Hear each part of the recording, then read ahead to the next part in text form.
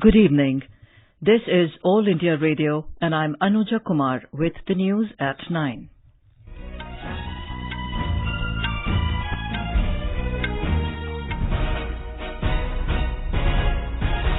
The headlines. Prime Minister Narendra Modi says government laid foundation of development in last 5 years. Work on making new India progressing at a fast pace. Campaigning for assembly elections in Haryana and Maharashtra gains momentum with top leaders of political parties holding rallies. Enforcement Directorate summons NCP leader Praful Patel in connection with a money laundering probe into assets owned by a close aide of gangster Dawood Ibrahim. US imposes sanctions on Turkey over its military operation in Northern Syria. And FIFA World Cup qualifiers match between India and Bangladesh underway in Kolkata.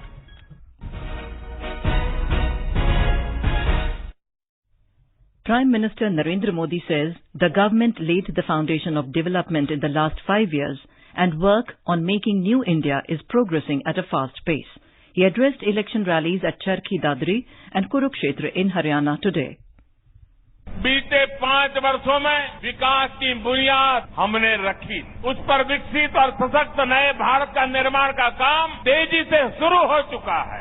नए भारत के निर्माण का ये नया निश्चय हमारे गांवों में दिख रहा है, गरीबों के घर में दिख रहा है। हमारे गांव ही देश में हो रहे सामाजिक परिवर्तन को आज गति दे रहे हैं, नई ऊर्जा दे रहे हैं। The Prime Minister said that people are feeling happy about various decisions taken by the central government in the national interest, but leaders of Congress always criticize them. In Kurukshetra, Mr. Modi said Congress is making hue and cry over the decision of abrogation of Article 370 from Jammu and Kashmir, and promoters of terrorism are targeting the country by using it. Congress के नेताओं का रवैया हमेशा नकारात्मक ही रहता है। Article 370 को लेकर भी ये लोग देश और दुनिया में हाय तौबा मचा रहे हैं। आतंक के सरपरस्त इनके बयानों का सहारा लेकर भारत पर ही निशाना साध रहे। चुनाव आते हैं, जाते हैं, लेकिन देश तो अजरामर होता है। Mr. Modi highlighted the schemes initiated by the BJP government for women to make them financially independent. He said this Diwali should be dedicated to daughters who are making their families, societies and the country proud with their achievements. The Prime Minister said the government's sports policy has benefited sportspersons in the state. He said during his recent informal meeting, Chinese President Xi Jinping told him that he watched the Dangal movie, which showed what wonders daughters are capable of making. Mr. Modi said these words from the Chinese president made him feel proud about Haryana. Haryana Chief Minister Manohar Lal also campaigned extensively today. Addressing a rally at Rai in Sonipat, he said his government is for development. Congress leader and former Chief Minister Bhupinder Singh Hooda campaigned in various villages of Sonipat. He alleged that the BJP government did nothing for the development of the state. Aam Aadmi Party State President Naveen Jaihind campaigned in Palwal. He criticized the government on unemployment. Campaigning for assembly elections has intensified in Maharashtra. Congress leader Rahul Gandhi today addressed 2 rallies in Yavatmal and Wardha. In Yavatmal, Mr. Gandhi accused the government of favouring the rich and ignoring the plight of the poor and farmers. Stating that the proposed Nyay scheme was to jumpstart the economy, Mr. Gandhi reminded the government that the economy is not run by industrialists, but by farmers, labourers and mid-sized businesses. Attacking the union government at the rally in Wardha, Mr. Gandhi said Congress government gave 35,000 crore rupees to the poor through Manrega and waived farm loans worth 70,000 crore rupees. इस देश में पैसे की कोई कमी नहीं है, बस पूरा का पूरा पैसा 15-20 लोगों के हवाले किया जा रहा है। मनरेगा गया, भोजन का अधिकार गया, आरटीआई गया, जमीन अधिकरण बिल गया, आदिवासी बिल गया, जो भी गरीबों की मदद करने की योजना है, एक के बाद एक करती है। Rahul Gandhi asked the people of Maharashtra to vote for a government that will work for the betterment of the poor, farmers and small businesses. Our correspondent has filed this report. even as the Congress leader claimed that he was confident that Maharashtra would elect a new government that would work for the benefit of poor, farmers and small and medium enterprises. The Bharatiya Janata Party, in its manifesto, promised to work towards building a drought-free Maharashtra, set up a separate maintenance department for the national and state highways, focus on building infrastructure and the Marathwada drinking water grid project. Meanwhile, as campaigning hits its final phase, bigwigs from all political parties have hit the road. Prime Minister Narendra Modi is also scheduled to address multiple rallies in the state, beginning tomorrow and ending with the big rally in Mumbai on Friday, the last day for campaigning. Nisha Rani, AIR News, Mumbai. The Congress today approached the Election Commission accusing the CBDT of paralyzing the party's official accounts in the poll season. A party delegation led by senior Congress leaders Kapil Sibal and Anand Sharma met the commission in New Delhi and alleged that officials of CBDT are not allowing the transfer of money to party candidates in Haryana and Maharashtra. Talking to reporters, Mr. Sibal accused the government of misusing CBDT, CBI and ED against the opposition. He said Congress has demanded the poll panel to ask CBDT to take prior permission before any action and raid. The Election Commission today announced ban on exit polls on polling day for Haryana and Maharashtra Assembly election. The ban will be effective from 7 in the morning to 6:30 in the evening on 21st of this month when the two states go to polls. The ban will also be applicable for by-polls to 51 assembly seats in 17 states. In its order, the Commission said there will be restrictions on conduct of any exit poll and publication and dissemination of result of such exit polls during the period. The displaying of any election matter, including results of any opinion poll or any other poll survey in any electronic media, will also be prohibited during the period of 48 hours ending with the hours fixed for conclusion of polls. The Election Commission has barred political parties and candidates in Maharashtra and Haryana from publishing advertisements in newspapers on the polling day and one day prior to it without its approval. The Commission has asked them to get the advertisements pre-certified from the Media Certification and Monitoring Committee at the state and district levels before their publication. The decision has been taken in view of the past instances of advertisements of offending and misleading nature in print media on such occasions which vitiate elections. This is All India Radio giving you the news. For quick news updates, visit our News on AIR app and follow us on Twitter at AIR News Alerts. You can also visit our website www.newsonair.com. The Enforcement Directorate ED has summoned senior NCP leader Praful Patel in connection with its money laundering probe in alleged illegal assets of late Iqbal Mirchi, an aide of underworld don Dawood Ibrahim. Mr. Patel, a former union minister in the UPA regime, has been asked to depose in Mumbai on October 18th. Our correspondent reports that ED is expected to record Mr. Patel's statement under the Prevention of Money Laundering Act in connection with a deal between a real estate company promoted by Patel, his wife and Mirchi's wife.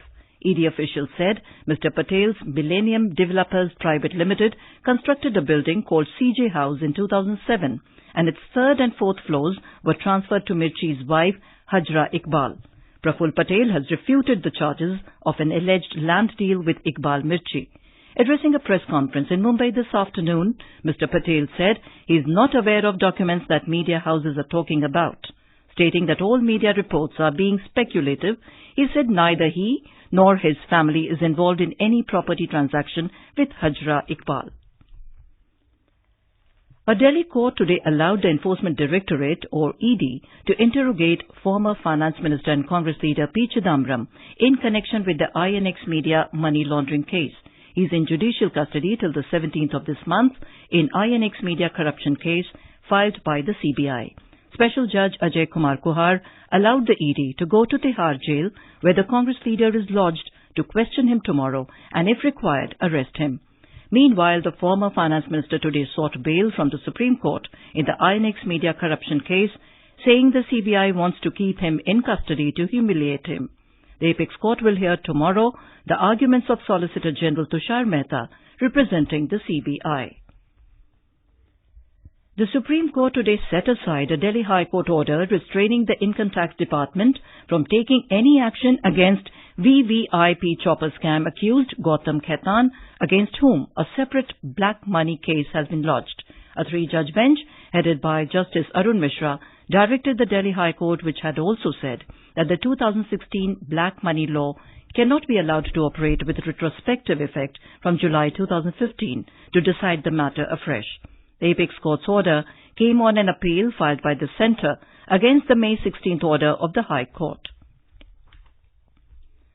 Defence Minister Rajnath Singh today said Dr. APJ Abdul Kalam's contribution to research and missile development program brought India to the list of countries known for their indigenous capabilities.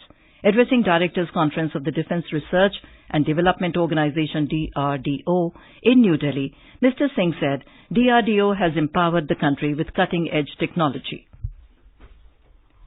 In Jammu and Kashmir, Pakistan again violated the ceasefire and resorted to unprovoked and indiscriminate firing, targeting Indian forward posts and civilian areas in border district of Poonch today.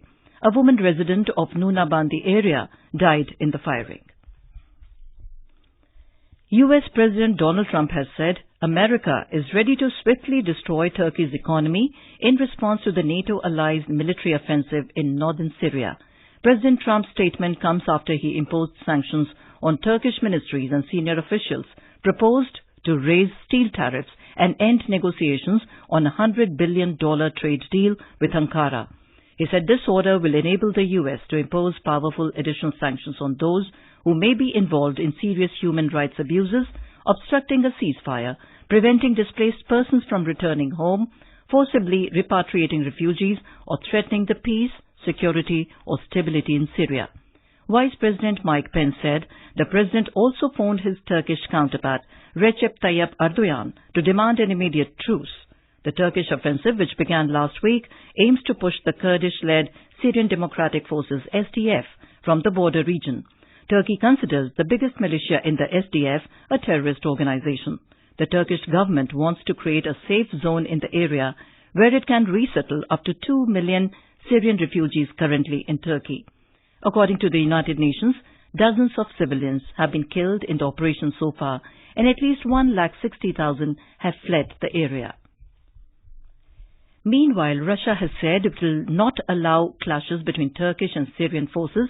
Russia's special envoy for Syria, Alexander Lavrentiev, during a visit to the United Arab Emirates, described Turkey's offensive as unacceptable. He said Turkish and Syrian officials were in contact to avoid any conflict. In football, the match between India and Bangladesh in FIFA World Cup qualifier match is underway at Kolkata's Salt Lake Stadium. Indian team is led by Sunil Chhetri. At half-time, Bangladesh was leading by 1-0.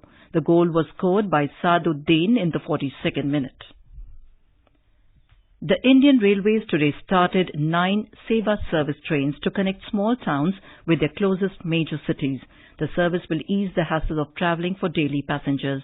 These trains will run between Delhi and Shamli, Bhubaneswar and Nayagarh town, Murkang Selek and Dibrugarh, Kota and Jhalawad city, and Coimbatore and Palani as a daily passenger train from today.